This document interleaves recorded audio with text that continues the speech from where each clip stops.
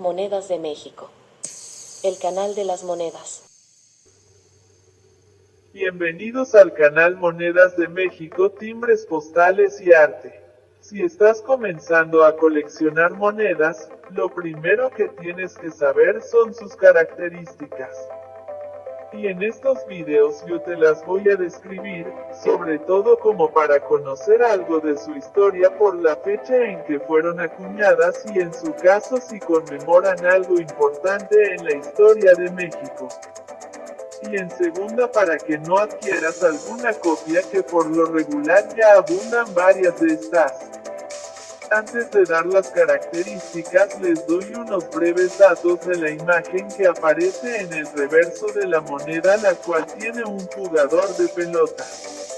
En náhuatl juego de pelota se dice Tlachtli. La pelota estaba hecha de hule extraído del árbol de hule que le permitía botar. El juego de pelota, que se realizaba principalmente con la cadera, se practicaba por lo menos desde el año 1400 a.C.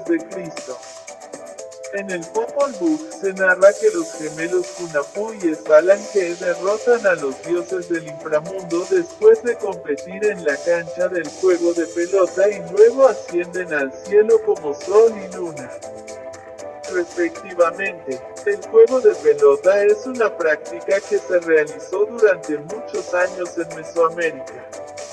La civilización mesoamericana, una región que abarcaba Guatemala, Belice, gran parte de México y zonas de Honduras y El Salvador. Pero el juego de pelota o Pok-Tapok no era un deporte, sino un ritual de gran importancia política y religiosa que simbolizaba la regeneración de la vida y servía para garantizar el orden cósmico. Incluso, la cancha en que se practicaba es una característica que distingue a dicha región, la cual abarca desde Zacatecas hasta Costa Rica.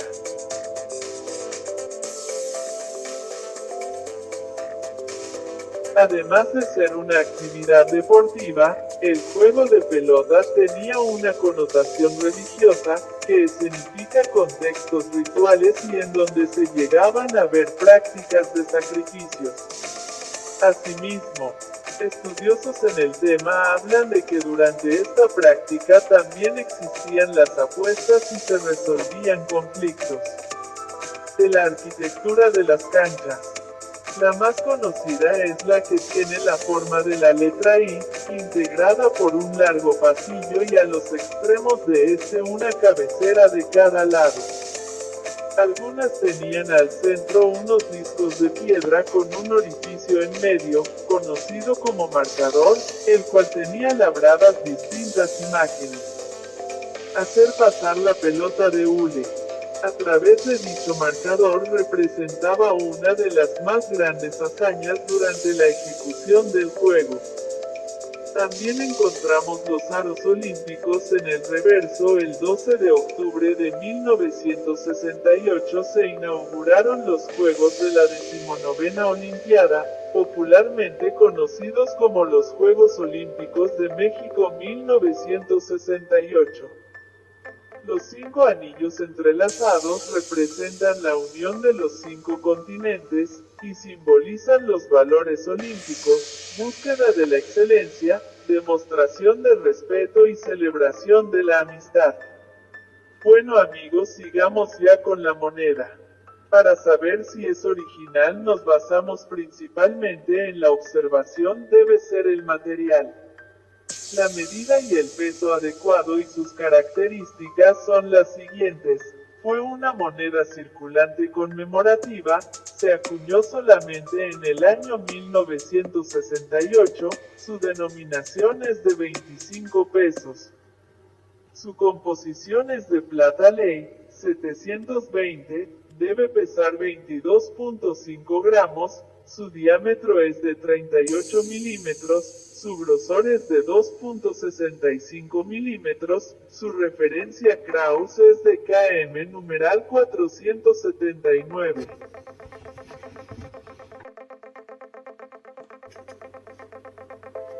En el anverso encontraremos el escudo de México con el águila mirando a la izquierda con la leyenda Estados Unidos Mexicanos, con el valor a la izquierda que es 25 pesos. A la derecha la pureza de la plata que es ley, 720 y debajo la marca de la seca la cual es Mo Casa de Moneda de México. El diseño y grabado corrieron a cargo de Ricardo Luna y Vasco.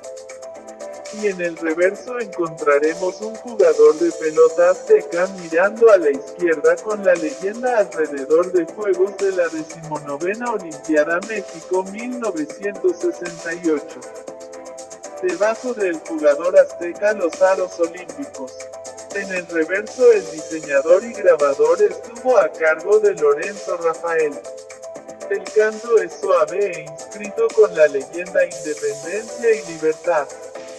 Ahora hablaremos de las variedades que hay en esta moneda. Existe la moneda olímpica normal que es la KM numeral 479 y la siguiente es la denominada aro bajo.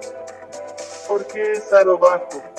Les muestro los aros olímpicos normales de la KM numeral 479. Para saber si es aro bajo vamos a trazar una línea imaginaria encima de los tres aros que se encuentran en la parte superior. Si esta línea toca a los tres aros superiores es la olímpica normal. Pero si al trazar la línea imaginaria el aro de en medio no logra tocar nuestra línea imaginaria, automáticamente estaremos con una pieza que es aro bajo. Ahora entonces esta moneda de aro bajo tiene otra variedad y esta consiste en la lengua de la serpiente. Una es que la lengua de la serpiente es recta.